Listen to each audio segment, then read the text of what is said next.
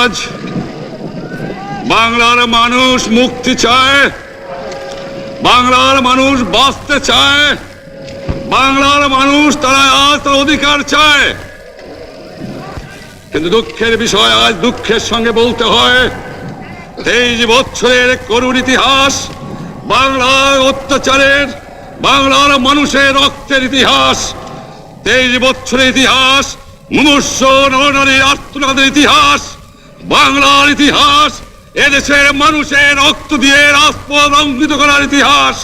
1952 সালে রক্ত দিয়েছি, 1954 সালে নির্বাচনে জয়লাভ করেও আমরা গদিতে বসতে পারি নাই। 1958 সালে আইয়ুব খান মার্শাল ল জারি করে 10 বছর পর্যন্ত আমাদের গোলাম করে রেখেছে। 1967 সালে 6 দফার আন্দোলনে 7ই জুনে আমার ছেলেদের গুলি করে হত্যা করা হয়েছে। 1969 সালে আন্দোলনে আইয়ুব খানের পতন হওয়ার পরে যখন ইয়াহিয়া খান সাহেব সরকার নিলেন, তিনি বললেন দেশে শাসনতন্ত্র দেবেন, গণতন্ত্র দেবেন, আমরা মেনে নিলাম। তারপরে অনেক ইতিহাস হয়ে গেল, নির্বাচন হলো। আপনারা জানেন দোষ কি আমাদের? আজকে আমি প্রেসিডেন্ট ইয়াহিয়া খান সাহেবের সঙ্গে দেখা করেছি, আপনারা জানেন, আলাপ আলোচনা করেছি। আমি শুধু বাংলার নয়, পাকিস্তানের মেজরিটি পার্টির নেতা হিসাবে তাকে অনুরোধ করলাম 15 ফেব্রুয়ারি তারিখে আপনি জাতীয় পরিষদের অধিবেশন দেন।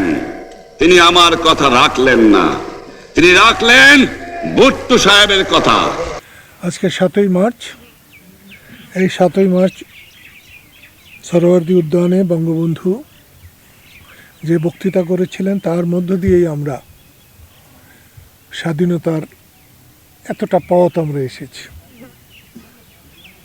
আজকে সেই বঙ্গবন্ধুকে ভুলিয়ে দেওয়ার চেষ্টা হচ্ছে। যেখানে বঙ্গবন্ধুকে ভুলিয়ে দেওয়া যেতে পারে সেখানে আমাদের কারো কোনো অস্তিত্ব থাকার কথাই না। এবং এটার জন্যে আমরা নিজেরাই দায়ী। বিশেষ করে আওয়ামী লীগ, তারা সবাইকে বাদ দিয়ে রাষ্ট্র চালাতে চেষ্টা করেছে। আজকেও এখন পর্যন্ত আমার মনে হয় না যে কোনো আওয়ামী লীগের লোক এখানে এসেছে। আমি কিন্তু তাদেরকে সবাইকেই যত জোর পারা যায় দাওয়াত করেছি, এবং আমার আশা ছিল যে তারা আসবেন, ছুটে আসবেন। কিন্তু দুর্ভাগ্যের বিষয়,